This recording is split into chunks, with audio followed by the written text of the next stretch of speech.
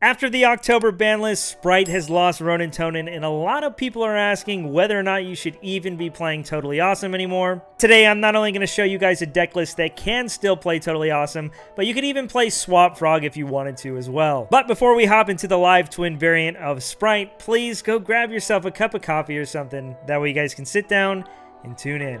Let's do this.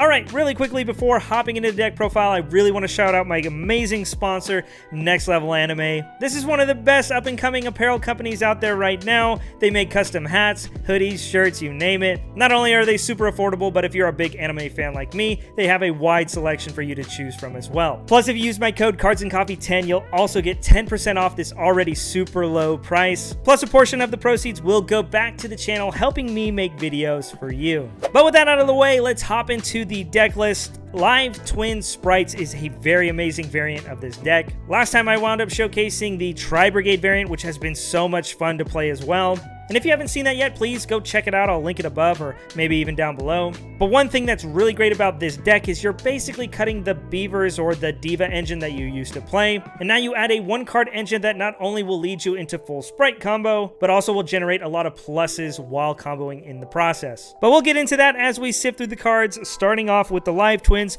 we are going to be playing 2 of the Lilla, 1 of the Kiss-a-Kill, 1 Kiss-a-Kill Frost, and 3 of the tanky Live Twin Sunny Snitch. I think this is the very bare bones minimum engine you should be playing when playing the Live Twins. I've seen some builds play 3 of the blue and like 3 of the extender with no Kiss-a-Kill, which I guess makes sense, but personally, you really want to draw these starters, and by playing this ratio, you actually have 6 one-card starters. But not only that, drawing multiple Kiss-a-Kill can be kind of a brick, even though it is one of the better cards in your deck. But just know, I really think you have to play at least 1 of the OG Kiss-a-Kill. But yeah, all in all, this is one of the best engines in the deck, because again, by itself, it lets you draw cards and pop cards, but of course, it also gets you access to Gigantic Spright, bringing out all your blues and your jets, getting your quick play spells, and then of course, making your elf to bring back one of these names, and then you can do your Live Twin combo after that. But just know, this engine, tried true, super standard, but I personally love this ratio, and I think you guys should test it out yourself. For the Sprites, I think it's for the most part fairly standard. Of course, we're going to be playing 3 blue and 3 jet, just the best starters for the engine. We have the 1 red and the 1 carrot for the monster and the spell trap negate. I'm also opting to play the 1 pixies. We do have multiple ways to remove monsters with this deck, but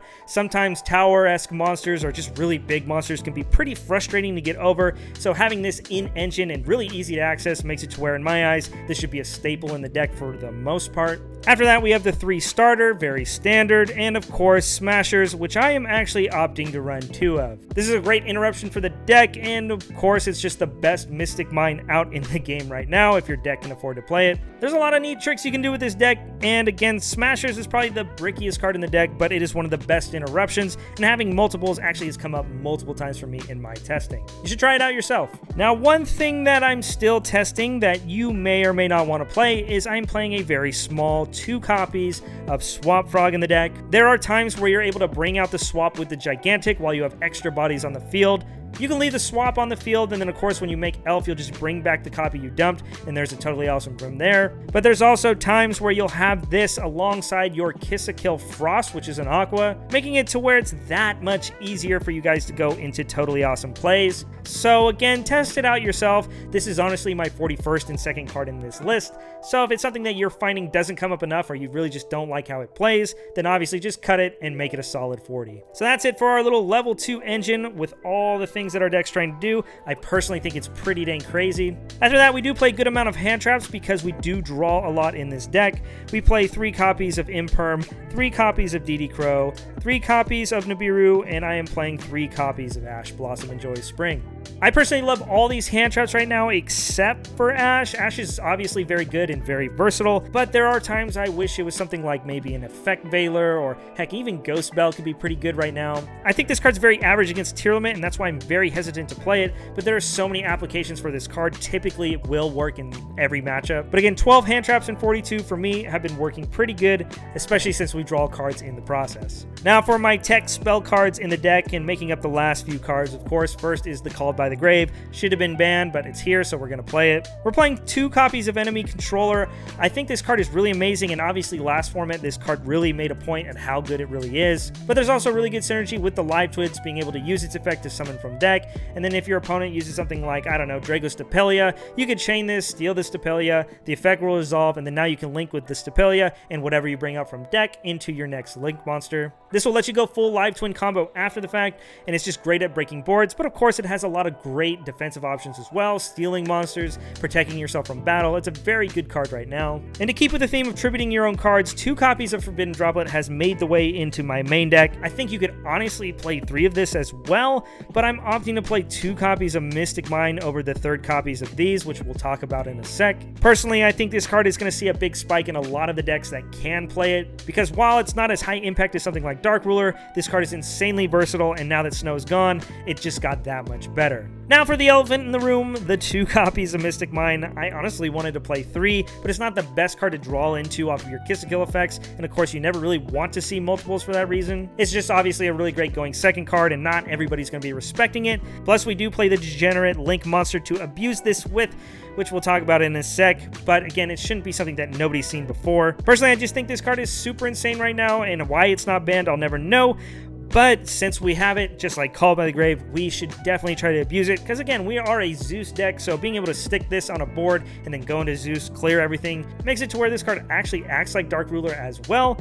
So really test it all out for yourself, see which board breakers and versatile cards you'd like to add to your deck. But personally for me, the 2-2-2 lineup has been working out really well, because really I just don't like drawing multiples of the same card, even though they all have similar applications. So that's it for the deck, and moving on to the extra deck, it's nothing too crazy. I think it's pretty standard for the most part. For the links, of course, we're going to be playing 3 Elf. This is the best card in your extra deck, not only for the sprites, but of course giving the grind game to the Evil Twins as well. Since we're playing 3 of the Elf, we really only need to play 2 of the Kiss to Kill and 1 of the Lilla. Once you get this engine online, just use the Elf to start recycling these as well. You never really need to go into multiple names after the fact. Really, you only need the 1 for the pop, and this one's just a little bit better for drawing cards, and you'll find yourself going into multiples more times than the actual blue. But that being said, there is some flexibility in this extra deck, so if you do find yourself lacking in the blue department, then by all means add it. One thing that I have been playing is the Link 4 for the deck. Trouble Sunny is a very great card. Again, you don't make it first turn because you're typically always going into Gigantic Sprite, but after turn 1, this card is very punishing and is a very annoying card to deal with. Plus, personally, it just makes it to where now I'm able to side Ultimate Slayer, which, let's be honest, it's one of the best board breakers if you can fit the cards in your extra deck to abuse it. After that, we have the 1 Dark. I think it's self-explanatory, stealing blues, jets, fusion monsters. It makes it very easy to link climb and break boards. It's a very great card right now. We play the 1 Nightmare Cerberus, which does come up. It is a fiend that can help you remove monsters on the field. And Cerberus is really nice because not only is it easy to set up the arrows to draw, but again, since we're playing Nibiru, there are going to be times where there is a token on the field that's, well, really big to get over. So it's very helpful to have. For the last fiend that we're playing, the 1 Beat Cop. Shout out to Joshua Schmidt. I hate playing this combo, but again, not everybody's respecting it. It's not that great in the Sprite matchup because again, they're going to just banish the mine. But since you have so many extenders in this deck and so many ways to play, it's very easy to bait the smashers, especially since you are playing a Sprite deck. Normally, if you put a body on the field, it's very tempting just to get it off. That way you can't extend. So that being said, if they do use the 1 smashers, it's very easy to just set up the Beat Cop alongside mine after the fact. So for that reason, while I don't think it's the coolest thing in the world, I definitely think it's good enough to win a lot of games. And honestly, Mystic Mine's one of the best cards in the game, so why not abuse it at its fullest potential?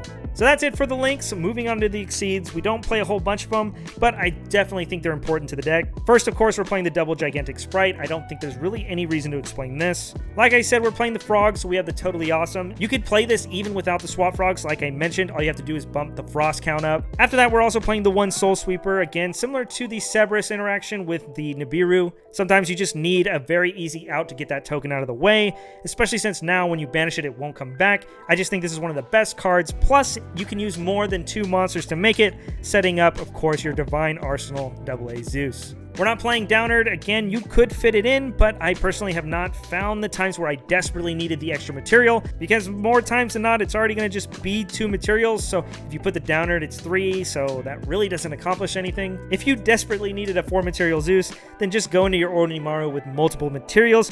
It'd be very easy to set up in that regard. But again, that's just me, nothing too crazy. I really think this extra deck is a little on the tight side, but there's definitely some flexibility throughout it. So that's going to about wrap things up for today's episode. Thanks for tuning in. As always, I always really appreciate the support. I think one of my favorite things about this deck list is how versatile it is, and you could really just tech it out in 100 different ways, really making it kind of a Swiss Army knife deck in the meta. So no matter what you expect to run into, this deck will always have a spot in the game. And like I said, if you really don't want to play the swaps, it's very easy to cut, but personally I found that Toad, well, obviously it's one heck of a card. Once again, thanks for tuning in, and I really hope to see you guys next time. Peace.